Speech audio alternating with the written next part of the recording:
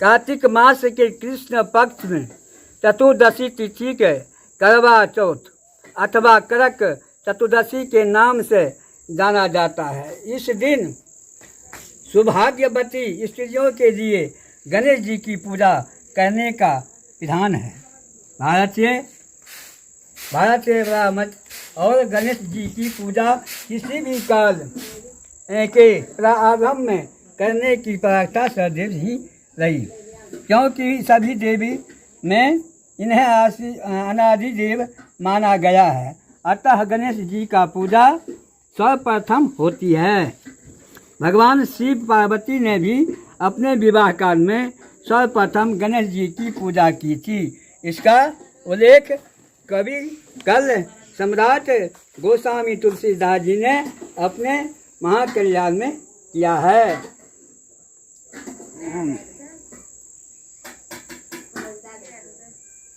मुनि अनुसाधन गणपत्यादि भोजे अशुभ भक्ति आस सुनी संशय किए नहीं। सूर अनादि जय अनानी गणेश जी विजयानाशक देवता के रूप में माने जाते हैं। इसलिए किसी भी काल की निधन में पुण्याता के लिए उनकी पूजा की अवस्था कहा गया है। करवा चौथ के दिन व्रती के को नित्य कर्म से निवृत्त होकर के गणेश जी का पूजा के लिए मन में दृढ़ संकल्प करना चाहिए कि मैं आज दिन भर निहार रह करके गणेश जी की ध्यान में तत्पर रहूँगी और रात्रि में जब तक चंद्र उदय नहीं हो जाएगा तब तक मैं निर्दय व्रत करूँगी।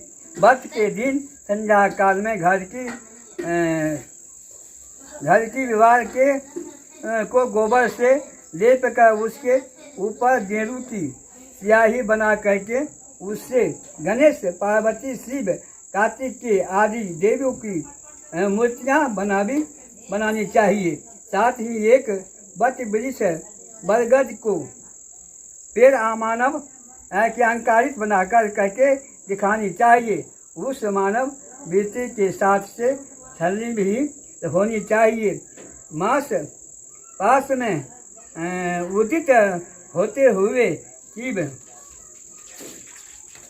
की आकृति भी उस दीवार पर चित्र करनी चाहिए। पूजन काल में उस प्रतिमा के नीचे 2 करहों तम्बा पीतल मिट्टी आदि से निर्मित एक विशेष प्रकार का पात्र जिसके सिर पर जल गिराने के लिए एक टोढ़ी लगी रहती है, मैं जल भरकर रखना चाहिए, उसमें जल भर करके रखना चाहिए। उस करवे के गले में नारा लपेटकर सिंदूर से रंगना चाहिए और उनकी टोटी में सराई एक प्रकार का तथा तीर्ण की सौंकी लगानी चाहिए। नंतर करवे के ऊपर चावल से भरा हुआ कटोरा रख करके सुपारी भी रखनी चाहिए। नैवेद्य में रूप में उस पर चावल का बना हुआ लड्डू, चावल के आटे में घी एवं उसका घी सिरकार मिला करके बनाया हुआ लड्डू, जिसे बोलचाल की भाषा में शंकर पिंडी की भी कहते हैं, रखे हैं। इसके आदि में प्रतिमा के पास खीर पूरी चावल के आटे और उड़द की मीठी पुटी भरकर पकाया हुआ पकवान, इसे लोक भाषा में फरा भी कहते हैं, मैं भी नैवेद्य के रूप में अर्पित करें। इसके अतिरिक्त ऋतु फल के अनुसार सिंगार, केला, नारंगी, गन्ना आदि जो कुछ भी पदार्थ उल्लेख हो उससे अर्पित कर भक्ति पूर्वक कथा श्रवण करें।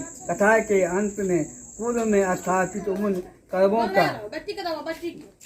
का दाहिनी ओर से बाएं और एवं बाएं ओर से रखे हुए करवे की दाहिनी ओर घुमा करके स्थापित कर दें।